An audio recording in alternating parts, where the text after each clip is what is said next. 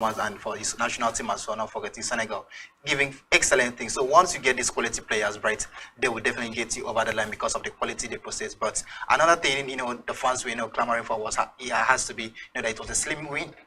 Team like Man City, there are times they get to win, with just a goal margin, and people don't, get to talk about it often just because it's Man City. Chelsea, for me, I don't feel Chelsea needs to be enough in the transfer window because they have enough quality. Look at that Chelsea team. That was the same team, that won the Champions League, the Club World Cup, and not forgetting the Super Cup as well. So,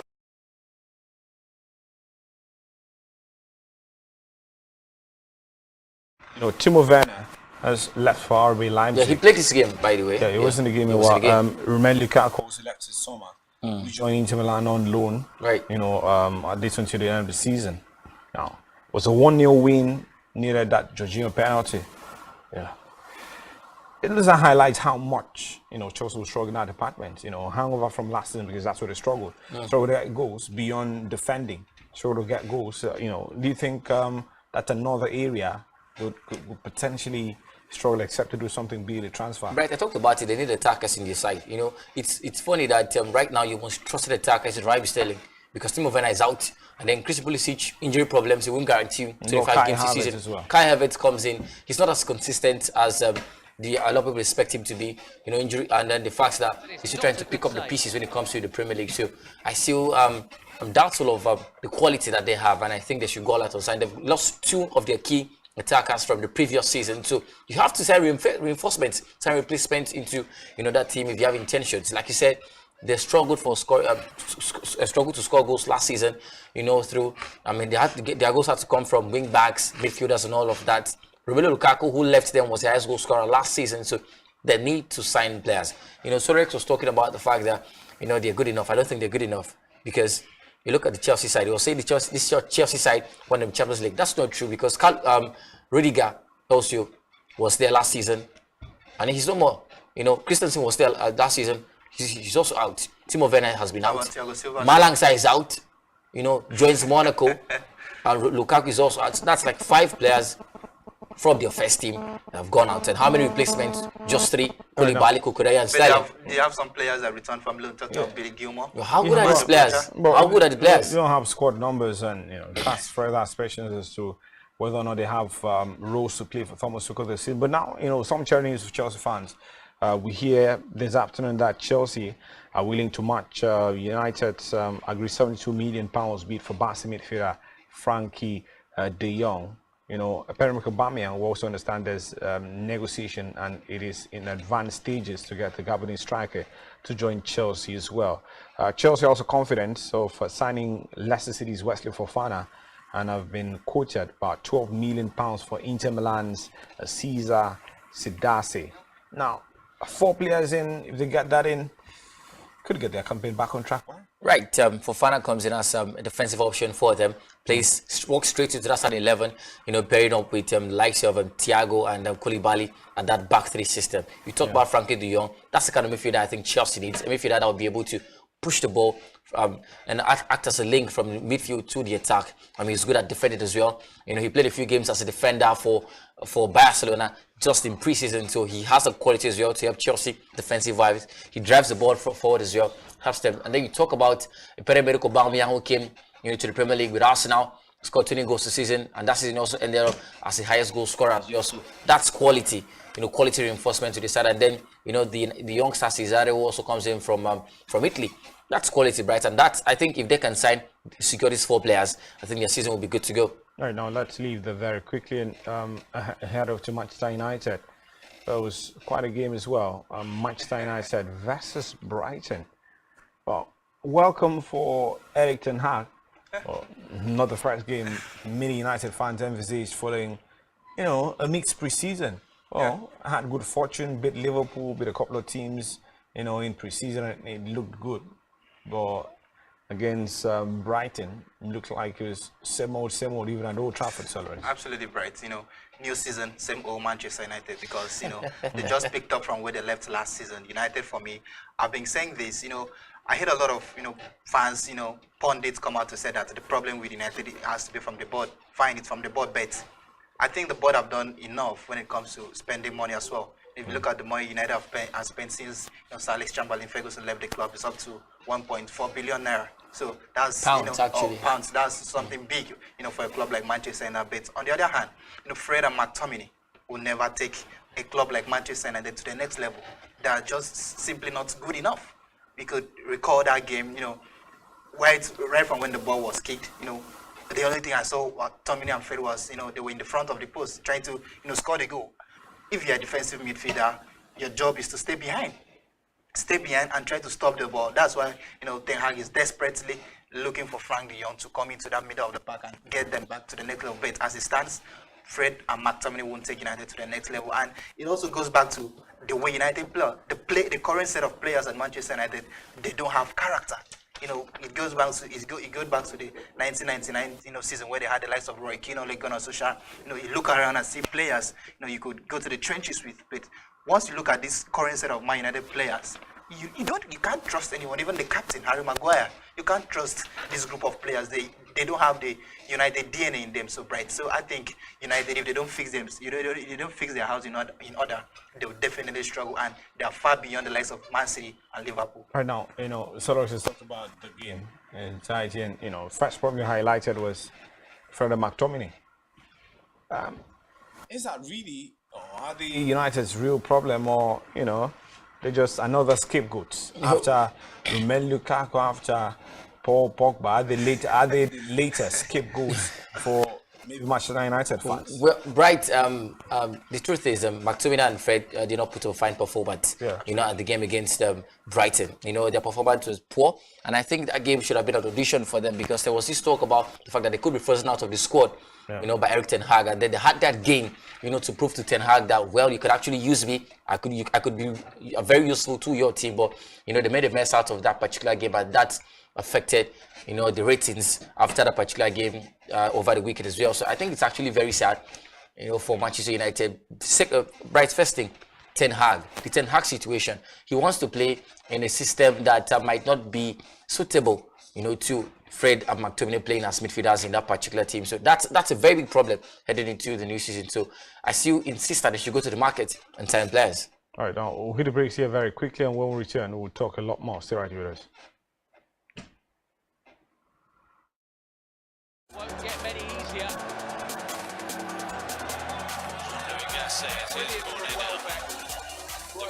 Was that the chance? Post, Dubois there. Straight back in. Oh, it's a goal! Will be having a look. Tight.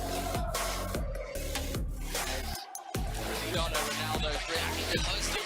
Ricketts played the simple ball. Dia in for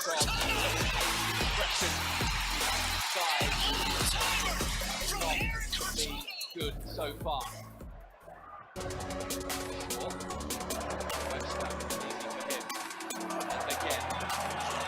It's his corner now. The cross. Dubois there. Straight back in. Oh, it's a goal! Oh, beautifully done. Albert flying here. Gross find a pass. He can, Lallana, Welbeck ahead of him. Out wide is Mark. So, the champions begin their defence at the London Stadium.